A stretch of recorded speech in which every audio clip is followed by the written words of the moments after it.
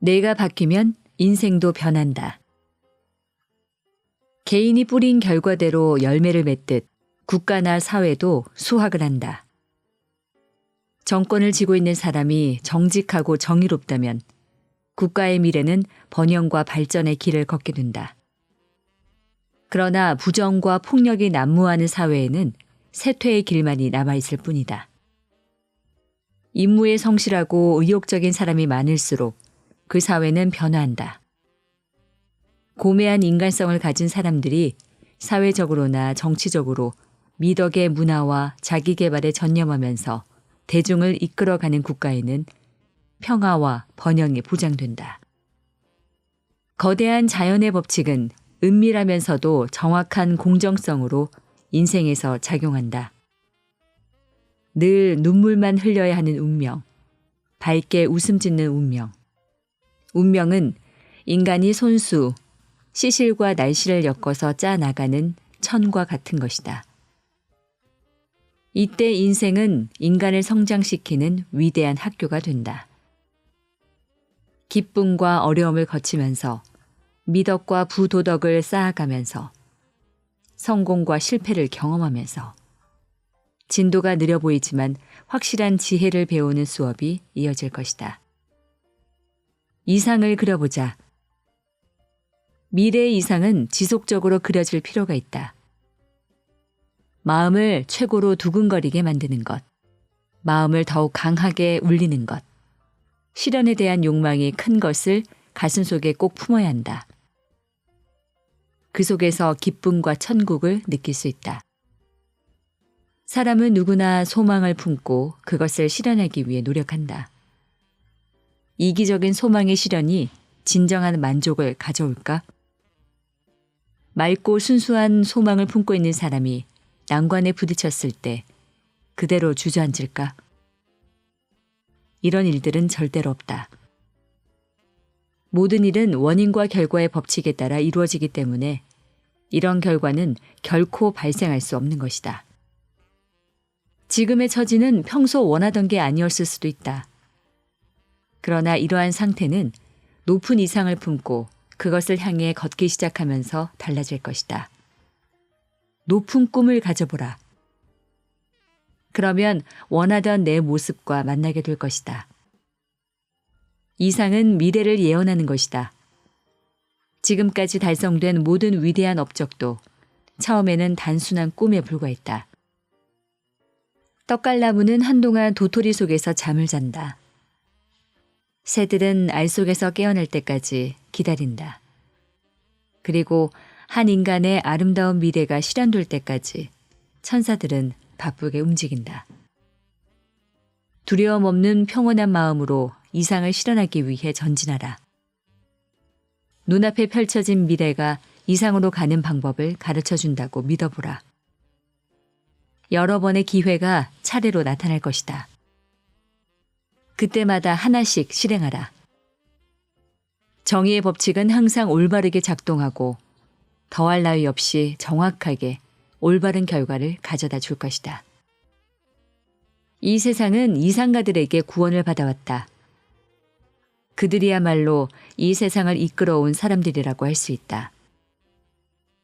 인류는 슬프거나 괴로울 때 또는 힘들 때에도 이상가들의 아름다운 미래상을 보며 위로를 받곤 했다. 그런 이상가들이 잊힐 수는 없다. 그들의 아이디어가 그냥 묻힐 수 없는 것이다. 인류는 그들의 아이디어에 의존하며 살고 있다. 마음 어딘가에서 그것이 언젠가는 현실이 된다는 사실을 알고 있기 때문이다.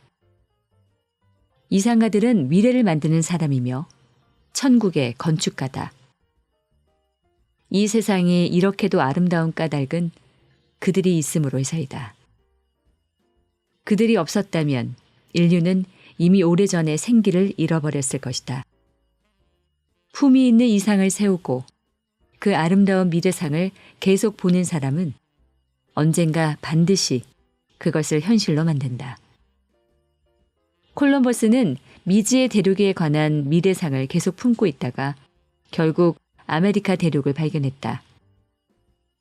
코페르니쿠스는 우주의 진정한 모습에 관한 미래상을 계속 갖고 있다가 결국 그것을 증명했다. 석가는 완벽한 평화로 가득 찬 정신세계의 미래상을 계속 추구하여 해탈의 경지를 깨달았다. 마음에도 습관이 있다. 좋든 싫든 마음의 습관은 그에 맞는 상황을 몸으로 표현한다. 맑고 순수한 마음은 몸을 건강하게 만들지만 나쁜 마음은 몸을 병들게 한다. 나쁜 생각은 혈액을 탁하게 만들지만 맑고 순수한 생각은 혈액을 맑게 만든다. 마음을 고치지 않으면 식생활을 개선해도 아무런 효과를 볼 수 없다. 하지만 늘 맑고 순수한 생각을 하면 병이 들 생각은 더 이상 하지 않아도 된다. 맑고 순수한 마음을 품으면 그 순간부터 자연스럽게 불순한 것들을 받아들이지 않게 된다. 악의, 선망, 분노, 불안, 절망은 인간의 몸에서 건강과 아름다움을 빼앗아간다. 우울한 얼굴은 우연의 산물이 아니라 우울한 마음의 분명한 결과이다. 불순하고 어두운 마음 때문에 얼굴에 보기 흉한 주름이 지기도 한다. 인간은 신선한 공기와 햇빛으로 집안을 가득 채워 밝고 쾌적한 주거 환경을 만든다. 마찬가지로 마음을 기쁨과 선의로 채우게 되면 표정은 밝아지고 몸은 건강해지며 심신이 평온해진다. 사람은 사고를 통해 인생을 파괴할 수도 훌륭하게 변화시킬 수도 있다. 사색을 많이 하고 내면을 가꾸면 외면의 모습도 변화한다. 아무리 마음속 깊은 곳에 무언가를 감추려 해도 내면의 모든 것은 언젠가는 외면으로 나타난다. 불순하고 이기적인 마음은 불운과 불행을 부르고 순수하고 이타적인 마음은 행운과 행복을 부른다. 마음은 같은 성질의 것을 끌어모으고 그 이외의 것은 버리기 때문이다. 이 사실을 깨닫게 되면 우주를 지배하고 있는 원인과 결과의 법칙도 알게 된다. 인생에서 발생하는 모든 사건은 그 결과가 어떻든 간에 원인과 결과의 법칙을 따르는 것이다. 환경은 인간의 성장을 돕기 위해 존재한다. 환경을 조성하는 다양한 상황의 모든 면들은 인간의 생각과 밀접하게 연결된 채 그 마음을 절묘하게 반영하고 있기 때문이다. 외부 세계로서 환경은 마음이라는 내면 세계가 겉으로 드러난 모습이다. 그리고 환경은 좋든 나쁘든 최종적으로 그곳에 살고 있는 사람의 행복에 기여한다.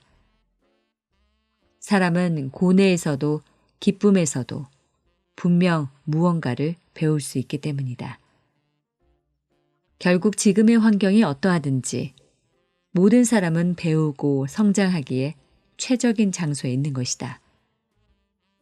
그리고 그 환경에서 필요한 것을 배우고 나면 곧이어 새롭게 변화된 환경이 전개된다. 스스로를 환경의 피해자로 믿는 사람은 그 환경으로 인해 절망스러운 운명에 놓이게 될 수도 있다. 그러나 나에겐 환경의 토대가 되는 토지와 씨앗이 있고 그걸 자유롭게 다룰 수 있는 힘이 내겐 있어 깨닫고 외친다면 어떤 환경도 지혜롭게 극복할 수 있다. 혹시 가난에서 벗어나고 싶다. 그러기 위해서는 스스로 단련하지 않으면 안 된다라고 생각하고 있는가? 어쩌면 그와 동시에 생각할 시간도 공부할 시간도 많이 갖고 싶은데 요즘 무리하게 일만 하고 있어 라고 느끼고 있을지도 모르겠다. 만약 그렇다면 주어진 자유시간을 얼마나 효과적으로 사용하고 있는지 차분하게 점검해 봐야 한다. 자유로운 시간을 마냥 지루하게 보내고 있다면 아무리 시간이 많아도 아무런 의미가 없다. 그렇게 하면 점점 게으름뱅이가 되어갈 뿐이다. 자유시간이 적고 가난한 것이 결코 나쁜 일이 아니다. 세상에서 말하는 나쁜 일도 결국은 모습만 다를 뿐 좋은 일임에 틀림없기 때문이다. 나에게 일어나는 모든 일들은 어떤 형태로든 내가 스스로 성장하도록 돕는다. 인내와 희망과 용기를 키우기 위해 지금의 가난을 선용할 수 있다. 자유시간이 적은 사람도 얼마든지 효과적으로 시간을 활용할 수 있다. 혹시 지금 저 상사는 무리한 일만 시키고 상냥함이라곤 전혀 찾아볼 수가 없어. 정말 형편없는 사람이야. 라고 생각하고 있지는 않은가? 만약 그렇다면 그 상황마저도 마음을 잘 다스리고 강화할 수 있는 절호의 기회로 활용해보자. 그렇게 함으로써 힘든 상황을 정반대의 상황으로 바꾸어가는 것이다. 불친절한 상사에게는 계속해서 상냥함과 경의를 보여라. 나의 모범적인 태도를 보고 그 상사는 자신이 잘못된 행위를 하고 있음을 간접적으로 깨닫게 될 것이다. 그것이 바로 가장 좋은 일이 아닌가? 내 마음을 내 맘대로 하는 연습.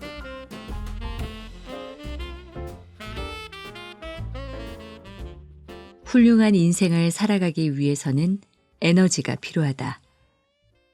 현명한 사람들은 이용 가능한 에너지가 무한하지 않다는 것을 알고 있기 때문에 그것을 효과적으로 사용하기 위해서 항상 노력한다. 하지만 그다지 현명하지 않은 사람들은 품이 없는 쾌락에 몸을 맡기고 타인을 증오하거나 감정을 폭발하거나 무의미한 언쟁을 하거나 쓸데없는 참견을 하면서 귀중한 에너지를 낭비하고 있다. 그들은 자신의 에너지를 능률적으로 사용한 덕분에 훌륭한 인생을 사는 사람을 부러워하면서 이렇게 말한다. 저 사람들은 얼마나 행운아인가. 그들은 한숨을 쉬면서 의미 없이 에너지를 마구 낭비한다. 인생의 목표를 가지기 위해서 노력하라. 그리고 자신의 많은 능력을 사용하면서 자신의 일을 계속하라. 그렇게 목표를 향해 똑바로 걸어가야 한다. 타인을 부러워하거나 매도하거나 불필요한 말참견을 하면서 곁길로 빠지지 말아야 한다. 일상의 행동을 통해 자신이 설정한 인생의 목표로 향하도록 노력하라. 마음이 올바르게 기능하고 있는 한 그 행동이 잘못되는 일은 결코 없다. 물론 때로는 좌절을 맛보는 일도 있다. 그러나 올바른 목표를 향해 있다면 다시 일어서고 그것을 기회로 더 현명하고 더 강한 인간으로 성장하게 된다. 이처럼 목표를 달성하기 위해 노력하고 집중해서 자신이 해야 할 일을 계속하면 언젠가는 인생이라는 것이 단순하고 행복하다는 사실을 깨닫게 될 것이다. 현대를 과학의 시대라고 한다. 수많은 과학자들이 지금 이 순간에도 분석과 실험을 거듭하며 새로운 지식과 이론을 발견해내고 인류는 그것을 바탕으로 지식을 넓혀간다. 과학기술로 말미암아 업무 시스템은 효율적으로 향상되었으며 인류는 온갖 혜택을 누리며 살아가고 있다. 그러나 무언가 소중한 것들을 놓치고 있다는 느낌은 왜 드는 것일까? 아무리 풍족한 생활을 영위한다 해도 이기적이거나 마음의 여유라곤 찾아볼 수 없는 사람만 가득한 세상이 진정 풍족하다고 할 수는 없기 때문일 것이다. 이 위기를 타개할 수 있는 길은 개개인의 셀프 컨트롤에 있다. 지금부터 이 셀프 컨트롤의 과학에 대해 살펴보자. 현대 과학은 모든 환경 요소들, 물질과 자연현상과 그 파워까지를 컨트롤하여 인간 생활에 활용하려는 연구를 진행하는 단계까지 이르렀다. 과학적 지식이 빈약한 시대의 사람들은 내면적 요소와 정신적 작용에 더 큰 관심을 가지고 있었다. 그리고 그러한 추세는 현대에 이르기까지 명성을 떨치는 위대한 사상가나 철학자들을 탄생시키는 배경이 되기도 했다. 그들의 지식과 지혜는 대중 속에 널리 보급되어 있는 종교적 교리의 근간을 이루기도 한다. 성숙한 정신과 지식을 겸비한 사람은 의지와 사고가 없는 자연의 흐름까지도 파악하고 예측함으로써 그것에 대비하는 능력을 보이기도 한다. 그러한 능력은 도무지 이해할 수 없을 것만 같은 자연의 장엄한 위력에 절대 뒤지지 않을 만큼 대단한 힘이다. 의지와 지성으로 감정과 욕구를 컨트롤하는 것이야말로 개인의 운명, 나아가 국가의 운명을 좌우할 수 있는 원동력이 된다. 셀프 컨트롤은 한마디로 마음의 과학이다. 다양한 과학 분야에서 수많은 이론과 가설이 검증되고 사회에 구체적으로 실현됨으로써 그 공적을 인정받듯 마음을 다스리는 과학 역시 개인의 내면적 요소나 행동을 통해 그 가치를 인정받는다. 셀프 컨트롤이 뛰어난 사람일수록 지식과 인격도 뛰어나서 사회와 세상에 큰 영향을 끼칠 수 있다. 과학자는 물리, 화학, 생물, 지학 등 세상의 자연현상이 가진 힘을 연구하여 그것을 컨트롤할 수 있는 지식을 갖추어 나간다. 마음의 힘을 이해하고 컨트롤하는 지혜를 쌓아가는 사람 또한 마음을 이해하고 컨트롤하는 과학자라고 할 수 있을 것이다. 외부 세계의 다양한 현상에 자연과학이라는 불변의 법칙이 있듯이 마음 세계에도 특유한 법칙이 있다. 이러한 사실을 경험으로 깨달아 나가는 것이 바로 셀프 컨트롤이다. 마음을 가진 사람이면 누구나 마음 다스리기의 달인, 즉 셀프 컨트롤의 달인이 될 수 있다. 달인은 하루아침에 이루어지는 게 아니다. 권위 있는 과학자 대열에 합류하기까지에는 오랜 연구기간과 수많은 역경의 극복이 요구된다. 그렇게 오랜 시간 업적을 쌓고 사회적 공헌도를 인정받아야 비로소 권위 있는 과학자가 될 수 있는 것이다. 마음의 과학자가 되기를 원한다면 끈질긴 인내심을 갖고 마음에 몰두해야만 한다. 그렇게 함으로써 셀프 컨트롤의 지혜를 몸으로 체득하여 자신은 물론 주변 사람에게도 평화를 선물하는 달인이 될 수 있는 것이다. 마음을 다스리는 일만큼 힘겨운 일도 없다. 그 일은 타인이 알아주거나 격려해주는 일이 아니다. 인고의 시간을 홀로 견뎌내야만 하는 고독한 작업이다. 그러므로 마음의 과학을 추구하는 사람은 홀로 서기를 명심하고 뒤돌아보지 않으며 당당하게 자신과 맞서는 법을 배워야 한다. 무지를 깨닫는 것에서 출발하기.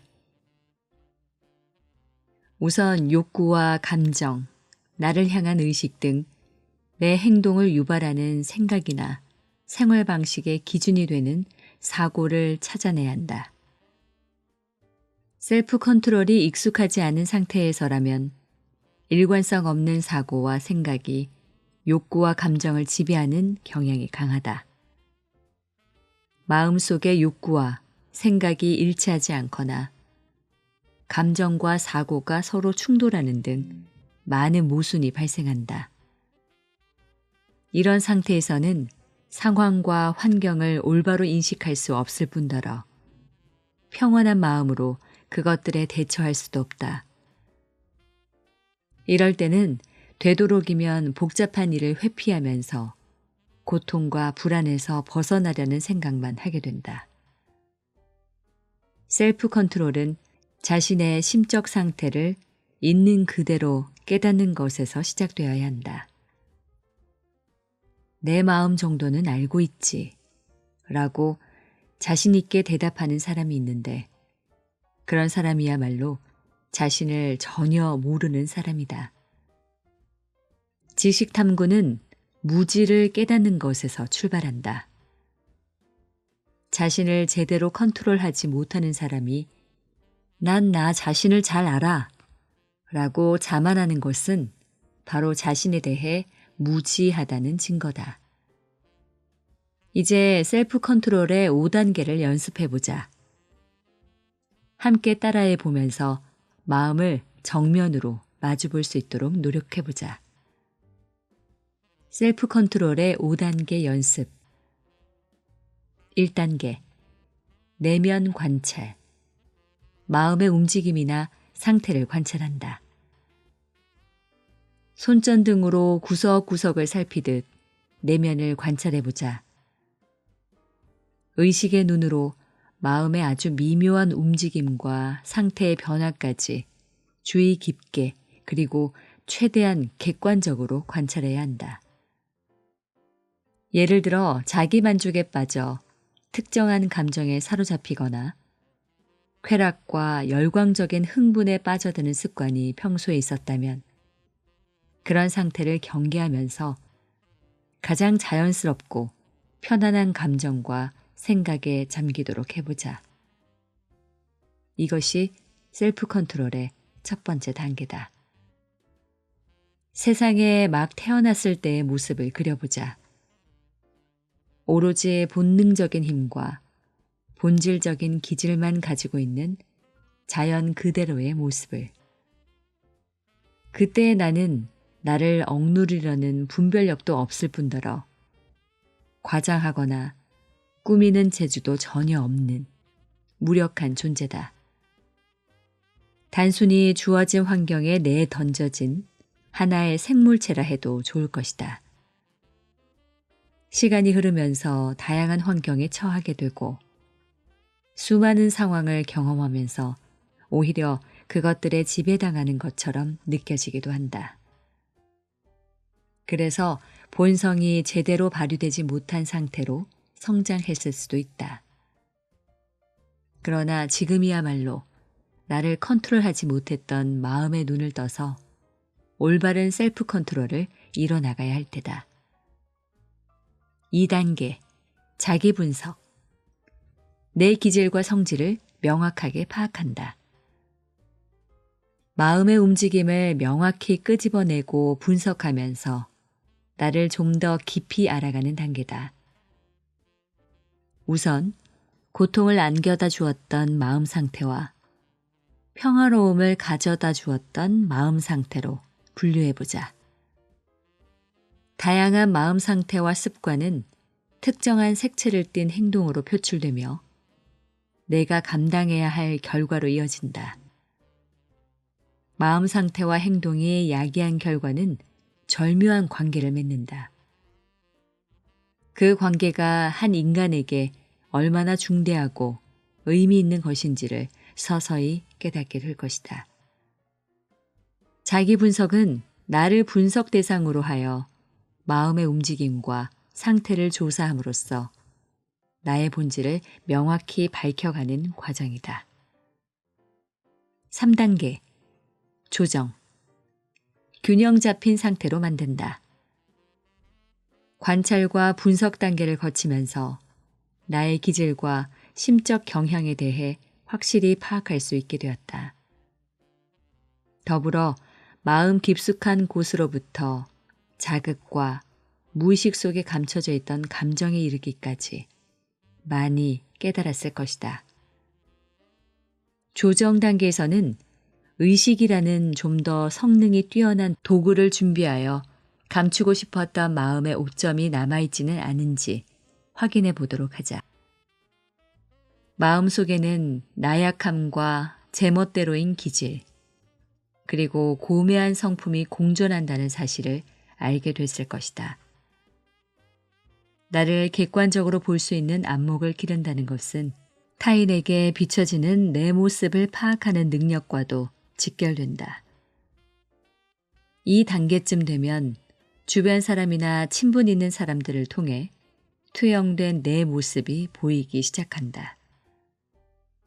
있는 그대로의 내 모습과 마주하게 되면 실수를 열심히 변명한다거나 쾌락을 추구하기 위해 나를 속인다거나 하는 일을 하지 않게 된다. 나를 비하하지도 자만심에 사로잡히지도 않는다. 불행을 과장하지 않으며 꾸밈 없는 내 모습을 인정하고 높이 평가한다. 이런 상태에 도달하면 셀프 컨트롤을 통해 나를 어떻게 다뤄야 하는지, 내가 무엇을 해야 하는지 깨닫게 될 것이다. 내 마음을 주체하지 못하는 고통에서 벗어날 수도 있다. 내 의식, 사고나 생각이 상황이나 물질에 작용하는 법칙을 간파함으로써 바람직한 패턴에 마음을 맞춰 나갈 수 있게 된다.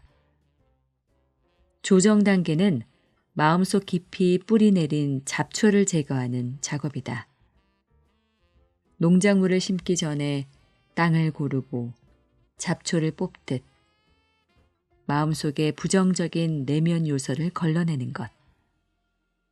바로 마음을 정화하는 일이다. 그러고서 풍성한 인생의 열매를 수확하기 위해 평온한 마음의 밭에 올곧은 행동의 씨앗을 뿌려야 한다. 4단계 적응. 사고와 행동을 바른 궤도에 진입시킨다. 고통과 기쁨, 불안과 평안, 슬픔과 환희. 마음과 정신이 바람직한 패턴에 맞춰 작동함으로써 내 사고와 행동을 조정한다는 작은 법칙을 깨닫고 나면 좀 더 커다란 법칙이 세계를 움직인다는 사실도 알게 될 것이다. 이 법칙은 중력의 법칙만큼이나 영원 불변하는 위대한 법칙이다. 모든 사고와 행동이 이 법칙에 따라 공정한 결과를 만들어내는 궤도를 만든다. 이 법칙의 공정한 룰에 마음과 행동을 맞춰 나가보자. 정상적인 궤도에 오른 사람은 일의 과정이나 방향성을 무시한 채 행동하지 않는다. 정의에 근거한 법칙에 알맞은 사고로 행동하기를 잊지 않는다. 법칙에 있어 정의란 누군가의 판단이 올바르고 공정하다는 의미와는 질적으로 다르다. 그것은 시대와 조건에 따라 수시로 변하는 것이 아니다. 영원 불변하는 것이다.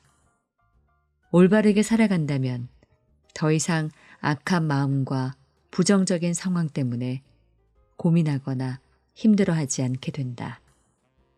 나와 환경을 멋지게 컨트롤하는 관리자가 된다.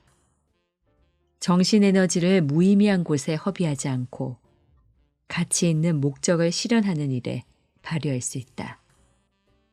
원인과 결과의 법칙은 나를 확실히 컨트롤함으로써 정의를 거스르는 사고와 행동에 유혹되지 않는 사람으로 거듭나게 한다. 이제 과거의 잘못과 슬픔에서 벗어나 무지와 불안을 극복하고 강하고 힘찬 삶을 시작할 수 있게 될 것이다. 진실과 지혜와 동행한다. 건강한 사고와 올바른 행동은 정신의 가치를 높이며 그 사람의 마음을 신성한 법칙의 궤도에 올려놓는다. 신성한 법칙이라 함은 그것이 모든 사람이 맞닥뜨리는 상황과 문제의 원리로서 개인뿐 아니라 국가의 운명까지도 그 영향 아래 두기 때문이다. 셀프 컨트롤 능력을 키워나가다 보면 진실한 지혜에 눈뜨게 된다. 무지를 깨닫고 지식을 쌓으며 그 지식을 삶 속에서 지혜로 바꾸어 나가는 사람이야말로 마음의 과학자다. 셀프 컨트롤은 올바르게 깨달은 사람은 모든 이들에게 행복과 도움을 베풀 수 있는 지식이 내 안에 있다는 사실도 깨닫게 된다. 누구에게나 적용되는 보편적 지혜를 인생에서 찾아낼 뿐 아니라 사람들을 대할 때도 본질적으로 변함없는 사고와 행동을 드러낼 수 있을 것이다. 어떤 상황이나 문제에 직면할지라도 언제나 고귀한 사고와 세련된 행동으로 그 사람에게 어울리는 긍정적 결과를 낳을 수 있다. 집중의 위력, 몸에 익히기. 집중이라는 감각 세계에 무한한 가능성이 있다. 의식이 집중된 상태는 완성의 아버지, 탁월함의 어머니라 불릴 정도로 과제나 업무를 진행할 때 효과적인 힘을 발휘한다. 집중력은 기관차를 움직이는 증기처럼 마음의 모든 기능을 촉진시키고 탁월한 능력을 발휘하게 하는 원동력이다. 또한 평상시에는 드러나지 않은 잠재 능력과 의식 기능을 총동원하여 강력한 힘으로 목적 달성을 지원한다.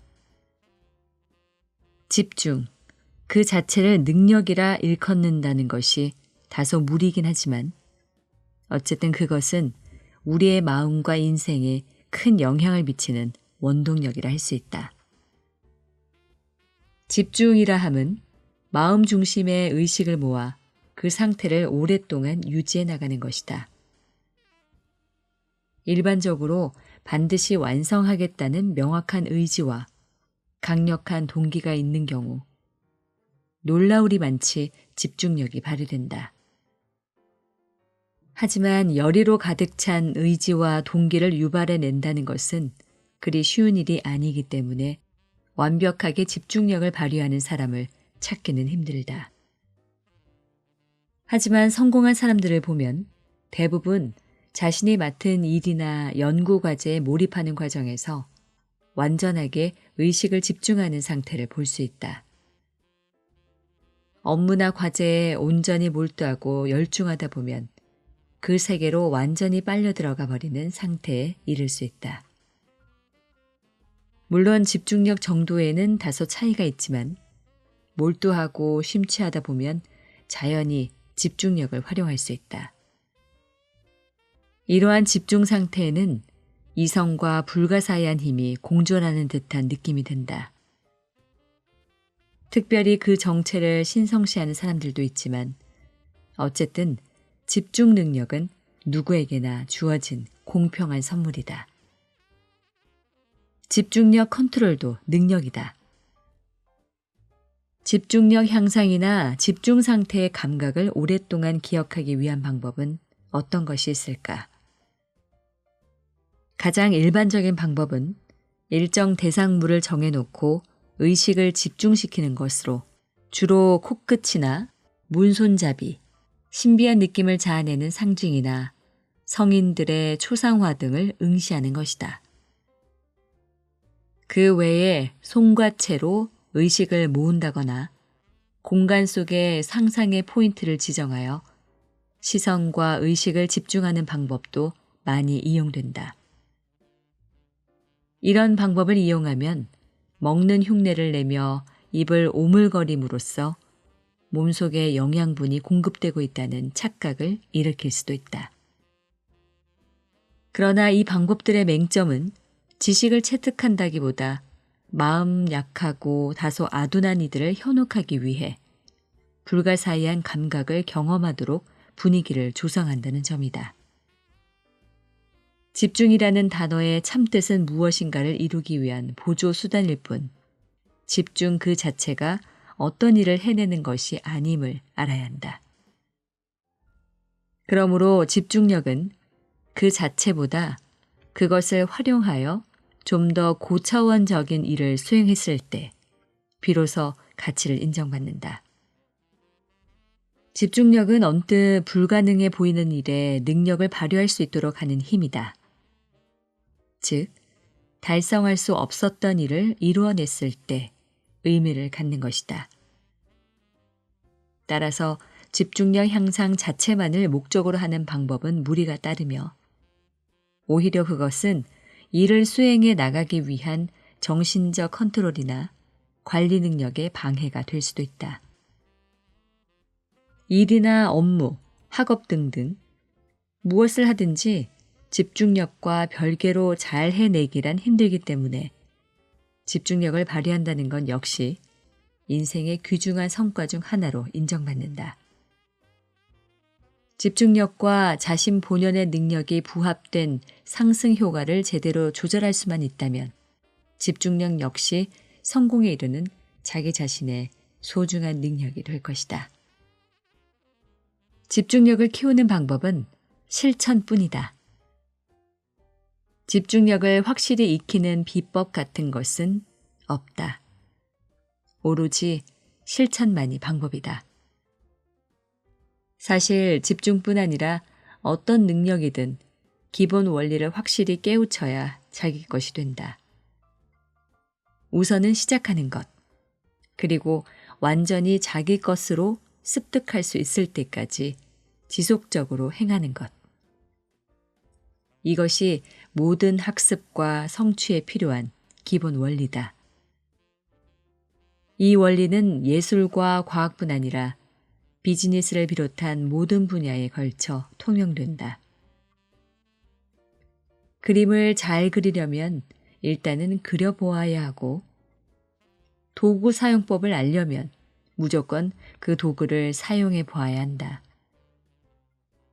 마찬가지로 공부를 잘하려면 일단 공부를 시작해야 하고, 현명해지려면 현명한 행동을 하면 된다.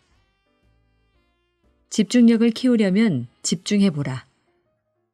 그러나 그저 막연하게 한다고 되는 것은 아니다. 자신의 행동에 정신 에너지와 지성을 가미해야 한다.